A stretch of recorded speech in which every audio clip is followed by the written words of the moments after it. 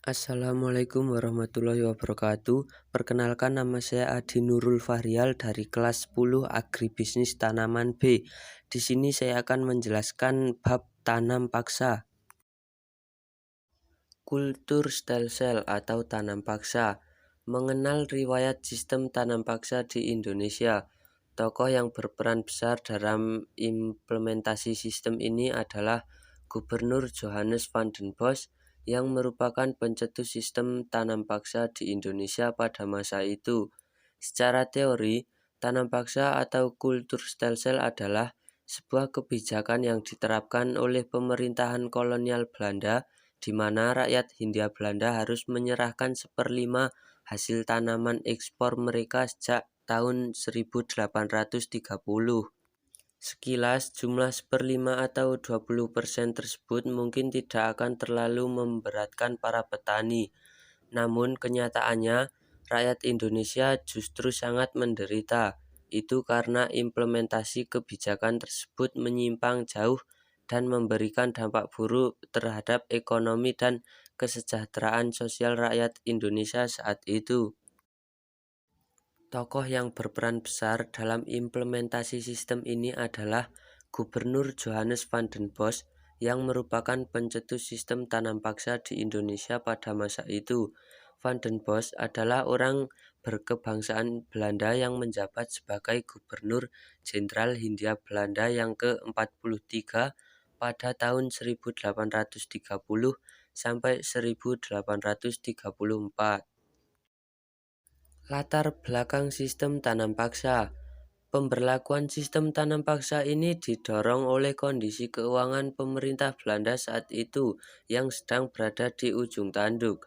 Selama beberapa dekade sebelumnya, Belanda mengalami defisit, banyak dana yang hilang, entah karena korupsi maupun perang. VOC yang sebelumnya merupakan company kebanggaan Belanda pun harus dibubarkan karena korupsi yang merajalela. Bahkan ketika dibubarkan pada 31 Desember 1799, VOC meninggalkan hutang yang sangat besar, yakni sekitar 1.300 gulden. Selain itu, kerajaan Belanda pun harus menghadapi hutang akibat perang.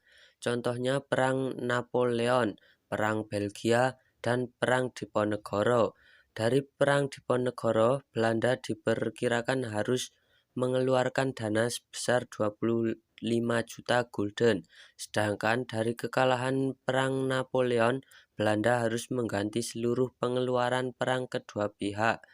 Oleh sebab itu, Johannes van den Bosch diangkat menjadi Gubernur Jenderal dengan harapan bisa mengolah daerah jajahan Belanda agar menghasilkan pundi-pundi uang untuk menutup utang tersebut dan mengisi kas Belanda. Tokoh-tokoh penentang sistem tanam paksa. Yang pertama, ada Edward Douwes Dekker dari 1820 sampai 1887.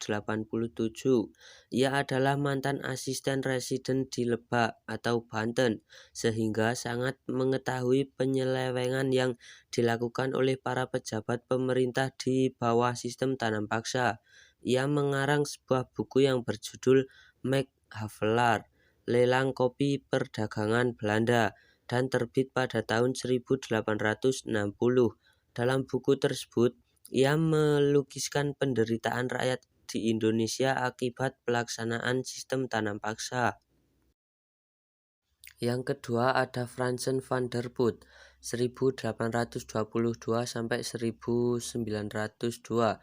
Ia menunjukkan sikapnya terhadap kebijakan tanam paksa dalam bukunya berjudul Sulker Kontrakten. Diterjemahkan dalam bahasa Indonesia berarti kontrak gula. Ia bersama dengan Douwes Dekker merupakan tokoh penentang tanam paksa dari golongan liberal.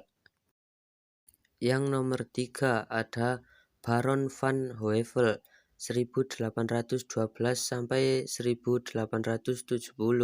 Ia adalah seorang pendeta Belanda yang menuntut pemerintah pusat dan gubernur jenderal agar memperhatikan nasib dan kepentingan rakyatnya. Baron van Heuvel bersama Fransen van de Put menentang sistem tanam paksa. Kedua tokoh itu juga berjuang keras menghapuskan sistem tanam paksa melalui parlemen Belanda.